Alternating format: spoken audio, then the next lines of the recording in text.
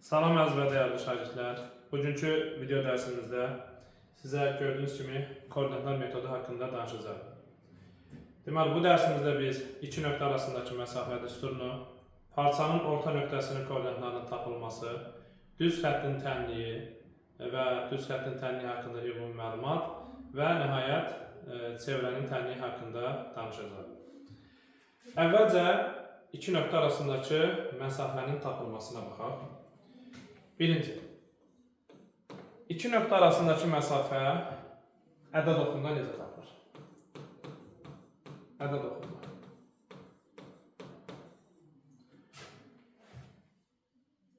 Ədəd oxumda iki nöqtə arasındakı məsafəni tapmaq üçün sağdakı nöqtənin koordinatından soldakı nöqtənin koordinatını çıxmaq lazımdır. Əgər ədəd oxumda A nöqtəsinin koordinatı x1, B nöqtəsinin koordinatı x2 olarsa, bu zaman A və B nöqtələri arasındakı məsafə AB, modulda AB bərabərdir x2 çıxılsın x1 şəklində tapılır. Deməli, ədəd oxumda iki nöqtə arasındakı məsafəni tapmaq üçün sağdakı nöqtənin koordinatından soldakı nöqtənin koordinatını çıxmaq lazımdır. Məsələn, A-7 və B11 nöqtələri arasındakı məsafəni tapın. Deməli, buraya hesablama maşını 0 olsun. A nöqtəsi koordinatı -7, B nöqtəsinin koordinatı isə 11'dir. Bu zaman A və B nöqtələri arasındakı məsafəni tapanda 11'dən -7 çıxır. 11 çıxılsın -7 bərabərdir 18 alınır. Daha sonra düzbucaqlı koordinat sistemində ikinci düzbucaqlı koordinat sistemində iki nöqtə arasındakı məsafə. Bildiyimiz kimi düzbucaqlı koordinat sistemində hər bir nöqtənin iki koordinatı olur. Birinci koordinat x-i, yəni absisi, ikinci koordinat isə ordinatı bildirir, yəni y-i. Deməli, uzunları A x1, y1 və B x2, y2 nöqtələrində olan AB parçasının uzunluğu modulda AB bərabərdir. Kök altında x2 çıxılsın x1'in kvadratı, üstə gələk y2 çıxılsın y1'in kvadratı düsturu ilə tapılır. Fərz edək ki, bu nöqtələr düzbucaqlı koordinat sistemində birinci ürüdə yerləşir. A nöqtəsi buradadır, koordinatları x1 və y1. B nöqtəsi burada yerləşir, koordinatları x2 və y2'dir. Bizim tapmalı olduğumuz məsafə A və B nöqtələri arasındakı həmin bu AB parçasının uzunluğudur.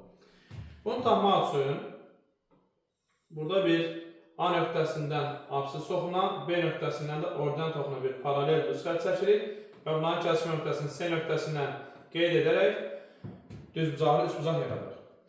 A və C nöqtələri arasındakı məsafə x1-dən x2-yə qədər olan məsafəyə bərabərdir. x1-dən x2-yə qədər olan məsafəni tapmaq üçün az öncə dediyimiz kimi x2-dən çıxmalıyıq x1. Deməli, AC məsafəsi x2 çıxılsın x1-ə bərabərdir. B və C nöqtələri arasındakı məsafə y1-dən y2-yə qədər olan məsafəyə bərabərdir. Bu məsafə isə y2 çıxılsın y1 vasitəsilə tapılır. Olur y2 çıxılsın y1. ABC düzbucaqlı üçbucaq olduğundan Pifaqor teoreminə görə katetlərinin kvadratlarının cəmi hipotenuzun kvadratına bərabərdir. Yəni AB-nin kvadratı bərabərdir. AB-nin kvadratı bərabərdir. AC-nin kvadratı üstə gələr BC-nin kvadratı. AC-nin uzunluğu x2 çıxı x1-ə bərabər olduğuna görə olur x2 çıxılsın x1-in kvadratı. Üstə gələk y2 çıxılsın y1-in kvadratı. y2 çıxılsın y1-in mötərizə kvadratı. Və əgər AB kvadratı bu ifadəyə bərabərdirsə, onda AB məsafəsi müsbət mənfi kök altında bu ifadəyə bərabərdir. daha doğrusu AB müsbət mənfi kök altında bu ifadəyə bərabərdir.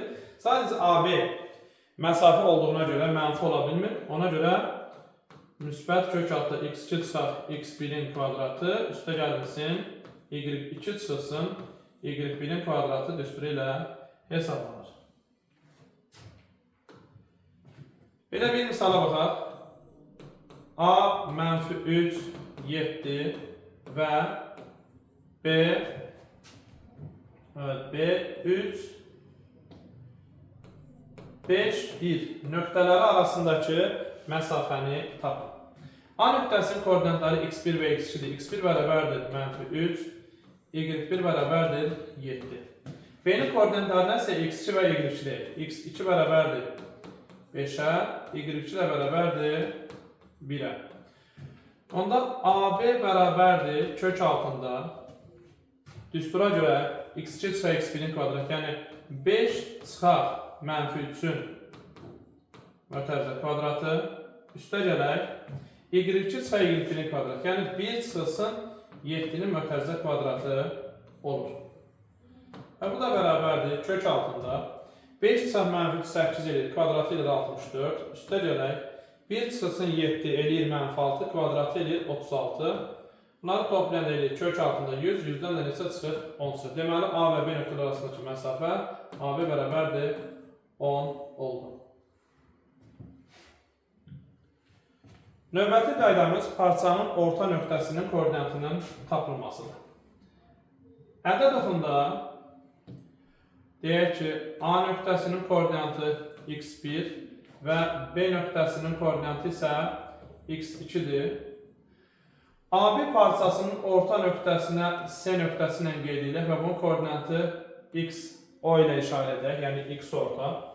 Əgər C nöqtəsi AB parçasının orta nöqtəsidirsə, o zaman AC parçası ilə CB parçasının uzunluqları bir-birinə bərabərdir. AC bərabərdir CB. Ədədovunda iki nöqtə arasındakı məsafəni tapanda sağdakı nöqtədən soldakı nöqtəni çıxır. Yəni x0 çıxılsın x1, x0 çıxılsın x1 bərabərdir. x2 çıxılsın x0, x2 çıxılsın x0. Və bu x0-ı bərabərliyin sol tərəfinə keçirsə, x0 üstə gələ x0 edir, 2x0 bərabərdir. Mənfi x1-i sağa keçsə olur, x1 üstə gəlsin x2 və buradan da x0 bərabərdir. x1 üstə gəlsin, x2 bölünsün, 2 düsturu ilə tapılır. Deməli, ədədovunda uz nöqtələri AX1 və BX2 nöqtəsində olan AB parçasının orta nöqtəsinin koordinatı x orta bərabərdir x1 üstə gəlsin, x2 düsturu ilə hesablanır. Əsasın sualı bu şəkildə verə bilər ki, A-1 və B17 nöqtələrindən eyni məsafədə olan ədədi tapın, nöqtənin koordinatını tapın. A-1 və B17-dirsə, A və B nöqtələrindən eyni məsafədə yerləşən nöqtə AB parçasının ortası olmalıdır. Yəni X ortadır. X ortanı tapmaq üçün uc nöqtələrin koordinatlarını toplayıb 2-yə bölün. -1 üstə gəlsin 17 bölünsün 2. Bu deyil cavab 8. Və nəzərə almaq lazımdır ki, əgər C nöqtəsi AB parçasının orta nöqtəsidirsə, onda bu zaman A və B nöqtələri C nöqtəsinə nəzərən simmetrikdir, deyilir. Düzbucaqlı koordinat sistemində ucları deməli ucları AX1, Y1 və BX2, Y2 nöqtələrində olan AB parçasının orta nöqtəsi C nöqtəsi olsa, koordinatları X orta, Y orta olarsa, bu zaman X orta bərabərdir X1 ilə X2-nin cəminin yarısına, X1 üstə gələk, X2 bölünsün 2-yə və Y orta da bərabərdir Y1 üstə gəlsin, Y2 bölünsün 2 düsturları vasitəsilə tapılır. Deyək ki, bu hər hansısa bir AB parçamızdır. AB parçamız uc nöqtələri X1, Y1 və X2, Y2-dirsə və bunun orta nöqtəsi C x orta, y ortadırsa, bu zaman x ortanı tapmaq üçün x1 ilə x2-ni toplayıb 2-yə bölmək lazımdır. Y ortanı tapmaq üçün y1 ilə y2-ni toplayıb 2-yə bölmək lazımdır. Məsələn, buna aid suala baxaq. Deməli, birinci sual belə. Təpə nöqtələri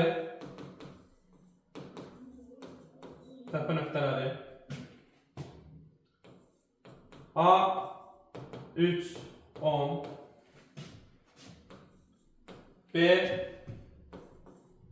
8 17 və C 11 8. Təpə nöqtələri ABC nöqtələrində olan ABC üçbucağının BM medianının uzunluğunu tapın. Deməli, bir üçbucaq çəkirik. Düzbucağın koordinat sistemində də çəkə bilərik, daha dəqiq olsun deyə koordinatlar. A3 10 B8 17 və C11 8. Sual bu şəkildədir ki, ABC üçbucağının BM medianının uzunluğunu tapın. Buradan biz BM medianı çəkirik. Median üçbucağın çəkildiyi tərəfi igarəyə bölür. Deməli, AM ilə MC bir-birinə bərabərdir və deməli, M nöqtəsi AC parçasının orta nöqtəsidir. Onda orta nöqtənin koordinatlarının tapılmasına görə 3 ilə 11-i toplayırıq, 2-yə bölürük, eləyir 7. 10 ilə 8-i toplayıb 2-yə bölürük, eləyir 9. Deməli, M nöqtəsinin koordinatlarını tapdıq ki, 7, 9-dur. Bizə BM medianın uzunluğunu istəyirdi. BM medianın da uzunluğunu iki nöqtə arasındakı məsafə düsturuna görə hesablasaq, BM bərabərdir. Kök altında düstur necə idi? X2 çıxar x1-in kvadratı, üstə gələk y2 çıxsın y1-in kvadratı. Yəni 7 çıxar 8-in kvadratı, 7 çıxsın 8-in kvadratı, üstə gəlməsin 9 çıxsın 17-nin kvadratı. 9 çıxsın 17-nin mötərizə kvadratı. Buradan alırıq ki, kök altında -1 kvadrat edir 1, üstə gələk -8 kvadrat edir 64 və buradan alırıq ki, cavab kök altında 65 oldu. 65 oldu. Parçanın orta nöqtəsinin koordinatının tapılması ilə bağlı başqa bir misala baxaq. Deyir ki, təpə nöqtələri A deyək ki, -8, 3, B, -5, 10, C, deməli, -8, 3, -5, 10, C, 1, 12 olan ABCD paralleloqramının D təpə nöqtəsinin koordinatlarını tap. Deməli, ixtiyari bir paralleloqramdır. Bu koordinat sistemində necə yerləşir, onu da çəkmək olar. Deyək ki, A nöqtəsi -8, 3, B nöqtəsi -5, 10, C nöqtəsi 1, 12 və D nöqtəsinin koordinatlarını bilmirik, X və Y ilə işarə edirik. Əgər bizə paralleloqramın təpə nöqtələrdən üçünün koordinatı verilirsə, dördüncü təpə nöqtəsinin koordinatını tapmaq üçün nə etmək lazımdır? Əvvəlcə paralleloqramın hər iki diaqonalını çəkirik.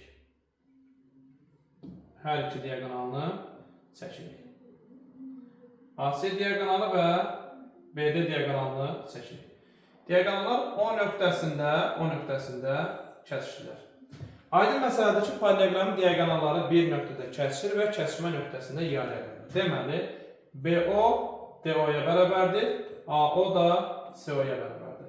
Və buradan belə çıxır ki, O nöqtəsi həm AC parçasının orta nöqtəsidir, Eyni zamanda o nöqtəsi həm də BD parçasının orta nöqtəsidir. AC parçasının hər iki ucunun koordinatları var. Ona görə biz orta necə tapa bilərik? -8 ilə 1-i toplayıb 2-yə bölsək, -8 ilə 1-in cəmi eləyir, -7 yarısı eləyir, -3.5. 3 ilə də 12-ni toplayıb yarıya bölsək, 3 ilə də 12-nin cəmi eləyir, 15 yarısı da 7.5. Həmin bu -3.5 və 7.5 nöqtəsi eyni zamanda BD parçasının orta nöqtəsidir. Orta nöqtənin tapılma düsturuna görə yazın -5 üstəgələk x bölü 2 bərabərdir -3.5. 10 üstəgəlsin y bölü 2 o da bərabərdir 7.5 olur. -5 üstəgələk x bölü 2 bərabərdir -3.5'ə və digər tərəflik 10 üstəgələk y bölü 2 bərabərdir 7.5'ə. 10 üstəgəlsin y bölü 2 bərabərdir 7.5 olur. Buradan -5 üstəgəlsin x bərabərdir. Çarpaz burada -7'yə. Buradan alır ki x bərabərdir. Deməli x bərabərdir neçəyə? Müsbət -2. Buradan 10 üstəgəlsin y bərabərdir. 2'ni 7.5'ə oranı 15 və y bərabər neçə elədir? 5 edir. Deməli, D nöqtəsinin koordinatları -2, müsbət 5'dir.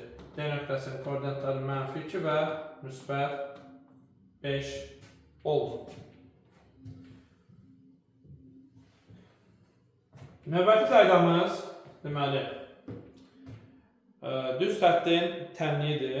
Düz xəttin tənliyi necədir, nə şəkildə olur? Deməli, ABC həqiqi ədədlər və x, y desək ki, dəyişənlər olduqda ax üstəgəlinsin by üstəgəlinsin c bərabərdir 0. Düsturla verilən ifadəyə, yəni şəklində verilən ifadəyə düz xəttin tənliyi deyilir. Düz xəttin nə deyilir? Tənliyi deyilir. Məsələn, 3x çıxılsın 2y üstəgəlsin 12 bərabərdir 0. Bu bir düz xəttin tənliyidir. Düz xəttin qrafiki, yəni ax plus by plus c bərabərdir 0 tənliyinin qrafiki düz xəttir. Bir düz xəttir. Həmin düz xətti qurmaq üçün koordinat oqları və kəsişmə nöqtələrini tapmaq lazımdır. Bunun üçün bir dəfə x-ə 0 verib y-i kəsdiyi yeri tapırıq, bir dəfə də y-ə 0 verib x-i kəsdiyi yeri tapmaq lazımdır. Əgər biz x-ə 0 versək, buradan x-ə 0 versək, y bərabərdir -c bölünsün b, -c bölünsün b nöqtəsində. Y-ə də 0 versək, x bərabərdir -c bölünsün a nöqtəsində koordinat oqları ilə kəsişir. 3x çıxılsın 2y üstəgəlsin 12 bərabərdir 0 düz xəttinin qrafikini qurun. Sualı əgər bizə bu şəkildə qursa, nə edirik? Eyni qaydada bir dəfə x-ə 0 veririk, y-i kəsdiyi yeri tapırıq. X-ə 0 versək, deməli x-ə 0 versək qalır -2y üstəgəl 12 bərabər 0. Buradan y bərabərdir 6. Bir dəfə də y-ə 0 verib x-i kəsdiyi yeri tapırıq. Y-ə 0 versək, x-i alırıq -4. Deməli, həmin düz xəttin koordinat oqlarını, kəsişmə nöqtələrini qeyd etsək, y-i kəsir 0,6 nöqtəsində, x-i kəsir -4, 0 nöqtəsində. -4, 0 nöqtəsində. Və həmin bu iki nöqtədən keçən düz xətt tənliyi bu olan ifadənin, belə deyək ki, qrafiki olur. Bəzən belə bir sualları verir. Sualın şərtində bizdən nə istənilir? Deyir ki, 3x çıxılsın 2y üstəgəlsin 12 bərabərdir 0 düz xəttinin koordinat oqları ilə əmələ gətirdiyi üçbucağın perimetrini tapın, sahəsini tapın, daxilinə çəkilmiş çevrə ərazisini tapın, xaricinə çəkilmiş çevrə ərazisini tapın və s. bu kimi suallar verilir. Əgər sualı bizə həmin şəkildə versəydi, onda nə edirik? Dərhal katetləri tapırıq. Bilirik ki, burada 90 dərəcədir, düzcəli koordinat sistemi olduğuna görə. Katet, buradan -4-ə qədər məsafə 4, bu məsafə isə 6-dır. Pifaqor teoreminə görə 4'ün kvadrat üstə gəlsin 6'ın kvadratı edir 52. Hipotenuz olur kök altında 52. O da deyir 2 kök altında 13. Buradan bizdən perimetri istəsə tərəflərin üçünü də toplayırıq. 4 ilə 6'ın cəmi edir. 10 üstə gələk 2 kök altında 13. Əgər sahəsi istəsə düzbucaqlı üçbucağın sayısı katetlərin hasilinin yarısına bərabərdir. 4 vurulsun 6 bölünsün 2 edir cavab 12. Əgər xaricinə çəkilmiş çevrənin radiusu istəsə, düzbucaqlı üçbucağın xaricinə çəkilmiş çevrənin radiusu hipotenuzun yarısına bərabərdir. 2 kök altında 13 bölünsün 2. Kökdə 13. 13.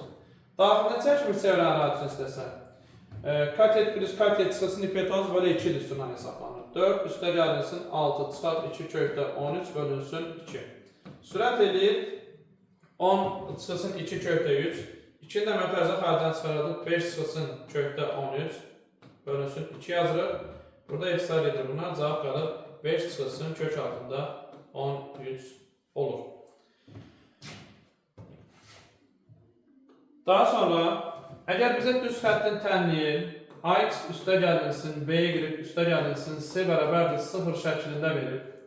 Bizdən bu düz xəttin bucaq əmsalı tələb olunursa, ümumiyyətlə bucaq əmsalı tələb olunan bütün suallarda y bərabərdir kx üstə gəlinsin b xətti funksiyasını yazmaq vacibdir.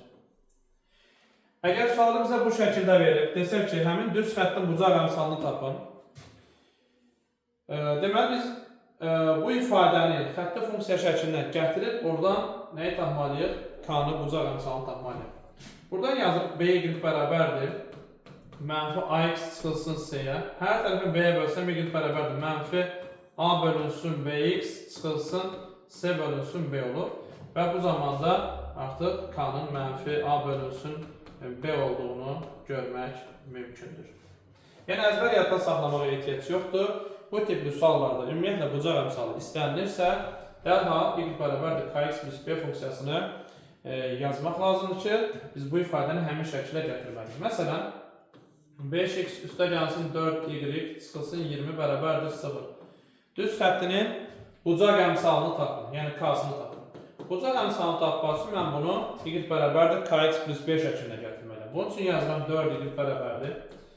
Mənfi 5x üstə gəlinsin 20 eləyir. Hər tərəfdə 4-ə bölsəm y bərabərdir. Mənfi 5 bölünsün 4x üstə gəlsin 20 bölünsün 4. Buradan da y bərabərdir. Mənfi 1 tam %25 x üstə gələk 5. Bucaq əmsalı istənirsə k bərabərdir mənfi 1 tam %25 oldu. Növbəti qaydamız iki nöqtədən keçən düz xəttin bucaq əmsalının tapılması. Deməli, A x1, y1 və B x2, y2 nöqtələrindən keçən düz xəttin bucaq əmsalı k bərabərdir y2 çıxılsın y1 bölünsün x2 çıxılsın x1 şəklində tapılır. Yəni bu düstur vasitəsilə iki nöqtədən keçən düz xəttin bucaq əmsalını tapmaq mümkündür. Ümumiyyətlə bu düsturu əzbər şəkildə yadda saxlamağı tövsiyə edirəm. Yenə də əgər bizdən bucaq əmsalı tələb olunursa, y bərabərdir kx üstə gəlsin b funksiyasını yazıb oradan k-nı tapmaq lazımdır. Misalla izah edeyim bir sual. Məsəl üçün deyir ki, A 2, 7 və B mənfi 3, mənfi 8 nöqtələrindən keçən düz xəttin bucaq əmsalını tapın. Gəlin əvvəlcə birinci düsturla tapaq. Düstura görə y bərabərdir, k bərabərdir. y2 çıxar y1, yəni mənfi 8 çıxılsın 7, mənfi 8 çıxılsın 7 bölünsün, mənfi 3 çıxar 2, mənfi 3 çıxılsın 2. Eləyir, mənfi 15 bölünsün, mənfi 5 bərabərdir, müsbət 3. Düstursuz necə tapırıq? Bucaq əmsalı istəyirsə bizdən, yazılıb y bərabərdir kx üstə gəlinsin b funksiyası. A nöqtəsinin koordinatı 2, 7. Deməli, x-in yerinə 2 yazanda 7-yə bərabər olur. X-in yerinə mənfi 3 yazanda mənfi 8-ə bərabər olur. Yəni, koordinatları yerinə yazılır x, y-in. X-in yerinə 2 yazıb 7-yə bərabər olur. Deməli, k-nı 2-yə vuranda olur 2k üstə gəlinsin b bərabərdir 7-yə. Bir dəfə də x-in yerinə mənfi 3 yazıb mənfi 8-ə bərabər olur. K-nı mənfi 3-ə vuranda mənfi 3k üstə gəlinsin b bərabərdir mənfi 8. Bunu sistemə alırıq və istisnasız olaraq həmişə bunu tərəf-tərəfə çıxırıq, cavab rahat şəkildə alırıq. Çıxanda 2K çıxılsın mənfi 3K edir 5K. Belər gedir. 7 çıxar mənfi 8 edir 15 və buradan da K bərabərdir 15 bölünsün 3. 5 bərabərdir 3 cavabını ala bilirik. Əgər bizdən həmin düz xəttin tənliyini istəyərsə, artıq biz buradan K-nın yerinə 3 qoyub B-ni tapa bilirik. 2 dəfə 3 edir 6, üstə gəlirsin B bərabərdir 7-yə. Buradan da B bərabərdir 1 alır ki, gətirib yerinə qoysam Y bərabərdir. K üstü B-də 1, onda olur 3x üstə gəlinsin 1. Cavabı bu şəkildə də verə bilər. Hamısını bir tərəfə keçirdib, düz xəttin ümumi tənliyi şəklində də göstərə bilər. Bir tərəfə keçsə olur 3x çıxılsın Y, üstə gəlinsin 1 bərabərdir 0. Yəni siz testlərdə hər iki variantı görə bilərsiniz. Hər ikisi də doğru hesab olunur. Daha sonra iki nöqtədən keçən düz xəttin tənliyi istəyərsə bizdən, təbii ki, bu formada yazılır. K-nı B-ni tapıb gətirib yerinə yazırıq. Amma birbaşa iki nöqtədən keçən düz xəttin tənliyi üçün belə bir düstur yazma olar ki, A, x1, y1 və B, x2, y2 nöqtələrindən keçən düz xəttin tənliyi y çıxılsın y1 bölünsün x çıxılsın x1 bərabərdir k-ya. K da nəyə bərabər idi? y2 çıxar y1 bölək x2 çıxılsın x1 düsturu ilə tapılır.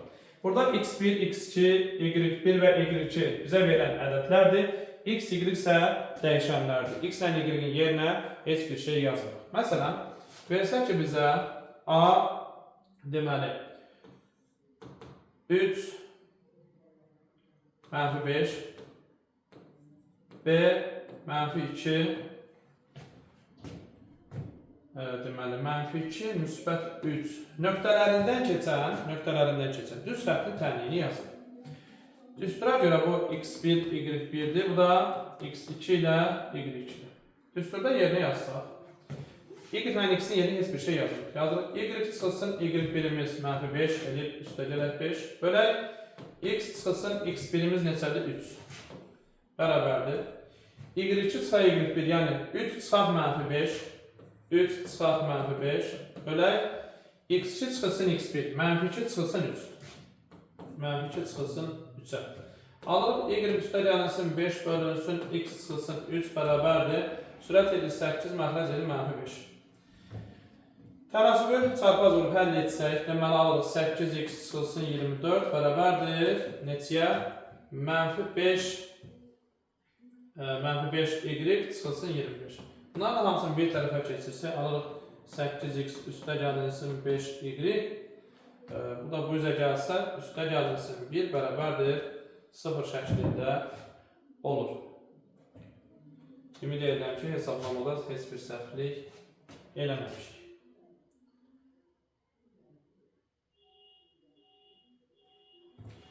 Tamam. Növbəti qaydamız düz xətlərin qarşılıqlı vəziyyətləridir. Deməli, A1x üstə gəlinsin B1y bərabərdir, plus C1 bərabərdir 0 və A2x üstə gəlinsin B2y üstə gəlinsin C2 bərabərdir 0 düz xətləri. Birinci, A1 bölək A2 fərqlidir B1 bölünsün B2 olanda bir nöqtədə kəsişirlər. İkinci, A1 bölək A2 bərabərdir B1 bölək B2. Bu da fərqlidir C1 bölünsün C2 olanda düz xətlər bir-birinə paralel olur. Üçüncü, A1 bölək A2 bərabərdir B1 bölünsün B2, o da bərabərdir C1 bölünsün C2 olarsa, bu zaman düz xətlər üst-üstə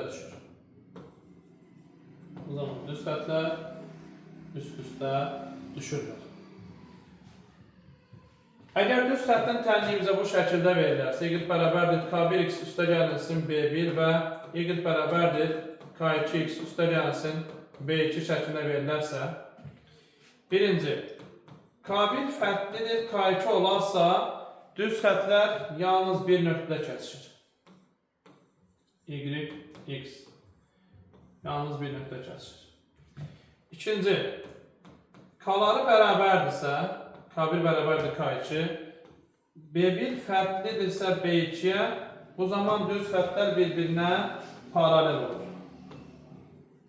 Düz xətlər bir-birinə paralel olur. Üçüncü, ona görə paralel olur ki, burada K düz xəttin bucağı misaldır. İki düz xət fərqli bucaq altında gedirsə, mütləq hardasa gedib kəsişməlidir. Deməli, K-lar bucaq əmsalları bərabərdirlərsə, bunlar eyni bucaq altında gedirlər. B'lər də fərqli olduğuna görə müxtəlif yerlərdən keçirlər. Ona görə kəsişmirlər. Yəni, K-lar bərabər olduğuna görə eyni bucaq altında gedir deyə iki düz xət, onlar heç vaxt kəsişmirlər. B'lər də fərqlidir, bir-birinə həmişə aralanır. Ona görə deyir ki, qrafiklər bir-birinə paraleldir. Əgər K1 bərabərdir K2, B1 ilə bərabərdir B2 olarsa, onda bu düz xətlər tamamilə üst-üstə düşürlər. Və nəhayət, kəsişmənin bir xüsusi halı var. Xüsusi halı nədir? Bu düz xətlər 90 dərəcə bucaq altında kəsilir. Nə zaman bu belədir? K1 vurulsun K2 bərabərdir -1 olarsa, onda düz xətlər bir-birinə perpendikular olur. Yəni 90 dərəcə bucaq altında kəsişməlidirlər. Y, X. Belə, bu da belə. 90 dərəcə oldu. Növbət qaydamız AX üstə gəlinsin, BY üstə gəlinsin, C bərabərdir 0 düz xətdir. X-in əmsalı 0 olanda o X oxla paralel olur. Y-in əmsalı 0 olanda o Y oxla paralel olur. Sərbəst xətti 0 olanda isə koordinat başlanğıcından keçir. Deməli, qayda necədir? Birinci, A bərabərdir 0, B fərqli 0, C fərqli 0 olarsa, o X oxuna paralel olur. Paralel olur. Ona görə o X oxuna paralel olur ki, A 0-a getsə, qalır B plus C bərabərdir 0, oradan da Y bərabərdir -C bölünsün B. Sabit olur. Deməli, Y-i -C bölünsün B nöqtəsində kəsir. Tutaq ki, deyək ki, nöqtə buradır, -C bölünsün B nöqtəsi və X-a paralel olur bu xət. İkinci. A bərabərdir 0, B fərqli 0, C bərabərdir 0 olanda. Düz xət bu zaman. Deməli, A fərqli 0, B bərabərdir 0, C fərqli 0. Olarsa bu zaman düz xət o Y oxuna paralel olur. Oxuna paralel olur. Ona görə o Y oxuna paralel olur ki, Y-in əmsalı 0 ise Y gedir. Qalır AX plus C bərabərdir 0, oradan da X bərabərdir -C bölünsün A. Bu da yenə X bərabərdir -C bölünsün A düz xətdir. X-ə hardasa bir -C bölünsün A nöqtəsində kəsir və nə olur? O Y oxuna paralel olur. Nəhayət, üçüncü, əgər A 0-dan fərqli, B 0-dan fərqli, C bərabərdir 0 olarsa, o zaman düz xət O 0-0-dan, yəni koordinat başlanğıcından keçir. Deməli, C-ni yerinə 0 yazsaq, gedir qalır AX plus BY bərabərdir 0. X-in də yerinə 0 yazan kimi avtomatik Y-də 0 alınmalıdır. Ona görə bu zaman düz xəttimiz hardan keçir? Koordinat başlanğıcından keçən bir düz xətt olur.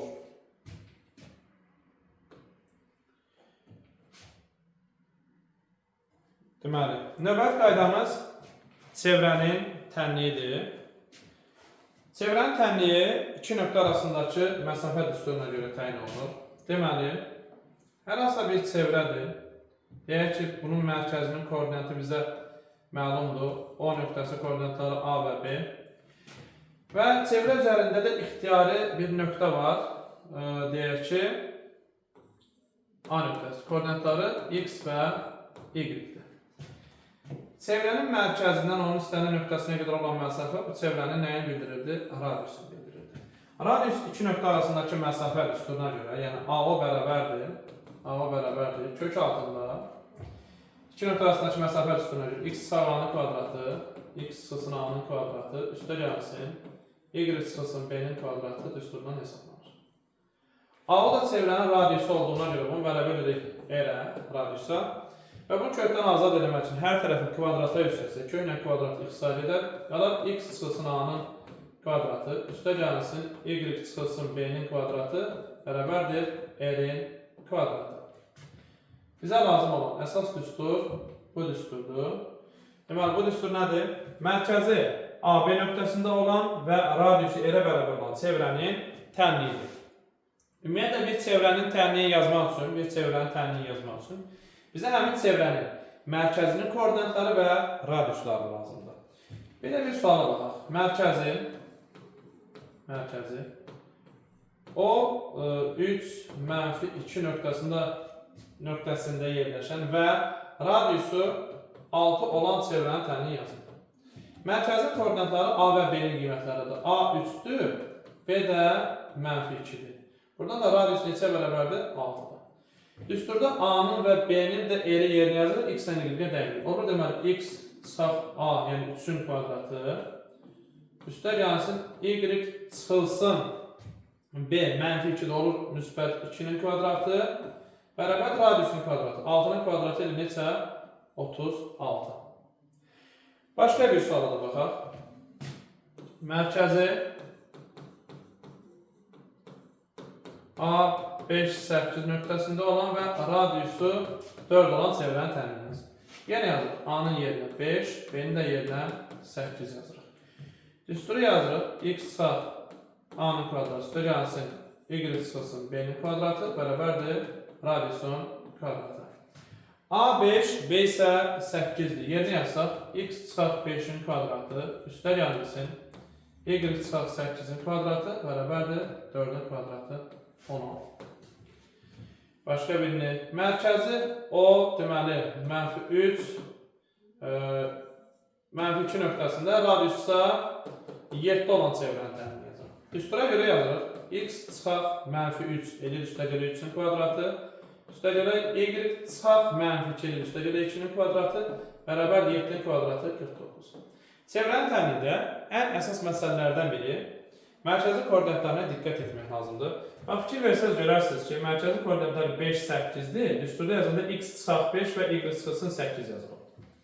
Mərkəzi koordinatları -3, -2 isə düsturda yazanda x üstə gələk 3, y üstə gəlsin 2 şəklində yazılır. Yəni, əksinə dəyişir. O da düsturdan gəlir. X çıxaq a-nın kvadratı üstə gələk y çıxılsın b-nin kvadratı olur. A-nın və b-nin qarşısı mənfi olduğuna görə koordinatların işarəsinin əksi mötərizənin içərisində görünür. İndi tərsini verək.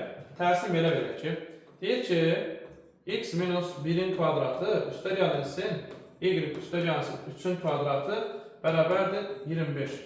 Düsturla verilən çevrənin mərkəzinin koordinatlarını və radiusunu tapın. Deməli, düsturumuz necə idi? X çıxaq a kvadratı üstə gələk y çıxılsın b kvadratı bərabərdir r kvadratı. Bu x çıxaq 1-in kvadratı üstə gəlinsin, y çıxaq -3-ün kvadratıdır. Bərabərdir 5-in kvadratı şəklində. Deməli, a-nın yerində durur bir a1, b -3, radiusda r bərabərdir neçə 5-ə. Mərkəzin koordinatı 1 -3, radiusda neçə oldu? 5-ə bərabər oldu. Başqa birinə baxaq.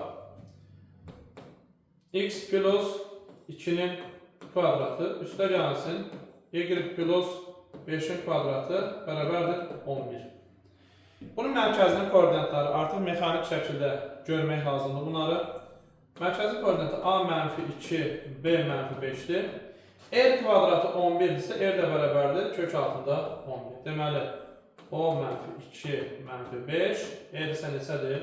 Kök altında 11 oldu. Mərkəzi koordinat başlanğıcında olan çevrənin tənliyi, yəni mərkəzi o 0-0-da olan çevrənin tənliyi necə olur? X çıxaq 0-ın kvadratı, üstə gələk, y çıxılsın 0-ın kvadratı bərabərdir r-in kvadratı. Və burada sıfırların heç bir əhəmiyyəti olmadığına görə düstur x kvadratı üstə gəlsin, y kvadratı bərabərdir r kvadratı şəklində olur. Bu düstur isə mərkəzi koordinat başlanğıcında və radiusu elə bərabər olan çevrənin tənliyidir. Məsələn, sual verilir ki, mərkəzi koordinat başlanğıcında olan və radiusu 3 olan çevrənin tənliyi yazın. Yazın x kvadratı üstə gəlsin y kvadratı bərabər r-in kvadratı. r 3 isə kvadratı 9. Əksinə bir sual. X kvadratı üstə gəlsin y kvadratı bərabərdir 81 düsturu ilə verilən çevrənin mərkəzin və radiusunu tapın. Əgər bu x kvadrat plus y kvadratı bərabərdir r-in kvadratı şəklində verilibsə, deməli bu elə mərkəzi koordinat başlanğıcındadır. O 0, 0, r isə neçədir? 9 olan bir çevrədir. Çevrənin tənliyinə aid başqa bir nümunəyə baxaq. Belə bir sual, mərkəzi O -2, 4 nöqtəsində olan və M1, 9 nöqtəsindən keçən çevrənin tənliyini yazın. Adətən şagirdlərin çətinlik çəkdiyi sual tiplərindəndir. Amma elə də çətin bir sual deyil. Belə məsələlərdə çevrə şəklini çəkirsiniz, mərkəzi qeyd edirsiniz. O -2, 4. Sualın şərtini anlamaq lazımdır. Mərkəzi O nöqtəsində olan və M nöqtəsindən keçən çevrə deyilsə, deməli M nöqtəsi çevrə üzərində haradasa bir yerdə, çevrənin üzərində. M nöqtəsi 1 və 9. Biz də demişdik ki, çevrənin tənliyi yazmaq üçün bizə çevrənin mərkəzi və radiusu lazımdır. Mərkəz var, lakin radius yoxdur. Radiusda biz necə tapırıq? İki nöqtə arasındakı məsafə düsturuna görə tapırıq. M-o bərabərdir. Kök altda, deməli, -2 çıxaq 1-in kvadratı üstə gələk 4 çıxaq 9-un kvadratı. Və bu da bərabərdir. Kök altda, -2 çıxılsın 1 edir, -3 kvadratı 9, üstə gələk 4 çıxaq 9 edir, -5 kvadratı edir 25. Bu da edir kök altında 34. Deməli, MO, yəni radiusumuz kök altda 34-dür. Və salam, buradan sonra çevrənin tənliyini yazaq. Çevrənin tənliyi necə idi? X minus A kvadratı üstə gələk Y minus B kvadratı bərabərdir R kvadratı. Burada A ilə B mərkəzin koordinatlardır. Deməli yazın, X çıxaq A -2 də olur, üstə gələk 2-nin kvadratı plus Y çıxılsın B 4-dür, elə 4-ün kvadratı bərabərdir radiusun kvadratı. Kök altda 34-ün kvadratı ilə neçə? 34. Növbəti sual. Belə bir sual. Deyir ki, A1, 5 nöqtəsində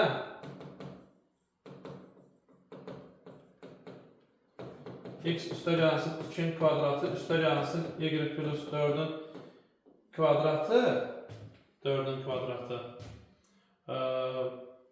bərabərdir, böyük ədəd yazmayaq, 4. Bu tipli suallarda nə soruşula bilər? A nöqtəsindən çevrəyə qədər ən qısa məsafəni tapın, ən uzaq məsafəni tapın, bir də çevrənin mərkəzinə qədər olan məsafəni tapın. Ümumiyyətlə, çevrə mövzusunda keçmişik, bilirik ki, çevrə xaricindəki nöqtədən A nöqtəsindən çevrəyə qədər ən yaxın və ən uzaq məsafələr deyəndə çevrənin mərkəzindən keçirilirsən bu sürətdir. Bura B, burada C deyirsiniz. A nöqtəsindən çevrəyə qədər ən yaxın məsafə AB-dir, çevrəyə qədər ən uzaq məsafə isə AC-dir. Çevrənin mərkəzinə qədər olan məsafə isə AO-dur. Adətən bu suallarda ən yaxın və ən qısanı istəyir, mərkəzə qədər məsafəni təsadüf almalı istəyir. A nöqtəsindən çevrəyə qədər ən yaxın məsafəni istəyirsə, birinci A nöqtəsindən çevrənin mərkəzinə qədər olan məsafəni tapırıq və radiusu da tapırıq. Həmin məsafədən çevrənin radiusunu çıxanda ən qısa məsafəni tapırıq. Ən uzaq məsafəni tapanda isə A-nın üstünə çevrənin bir dənə də radiusunu əlavə edirik. Bizə bu verilmiş sualda nə deyir? A nöqtəsindən çevrənin, sualların üçündə həll edirik. Çevrənin mərkəzinə qədər məsafəni tapın, çevrəyə qədər ən qısa məsafəni tapın və çevrəyə qədər ən uzaq məsafəni tapın. Birinci məsələ, biz bu çevrənin mərkəzini təyin edirik. Bu çevrənin mərkəzi O -2, -4-dür. R kvadrat 4-dürsə, radiusda neçədir? Radiusda 2-dir. Çevrəmizin mərkəzi O nöqtəsi -2, -4. A nöqtəsi deyək ki, çevrədən kənarda bir yerdə, 1, 5 nöqtəsi. Bu nöqtələri birləşdiririk. Bura B, bura O, burada C yazaq. Birinci nəyi tapırıq? A nöqtəsindən çevrənin mərkəzinə qədər məsafəni, yəni AO məsafəsini tapırıq. AO bərabərdir. Kök altında iki nöqtə arasındakı məsafə üstünə görə. -2 çıxaq 1-in kvadratı. -2 çıxılsın 1-in kvadratı. Üstə gələk. -4 çıxılsın 5-in kvadratı. -4 çıxılsın 5-in kvadratı. Bu da bərabərdir kök altında. Deməli eləyir 9, bu da eləyir 81, eləyir 90. Olur 3 kök altında 10. Birinci sualın cavabı budur ki, A nöqtəsinin çevrənin mərkəzinə qədər məsafə 3 kök altında 10.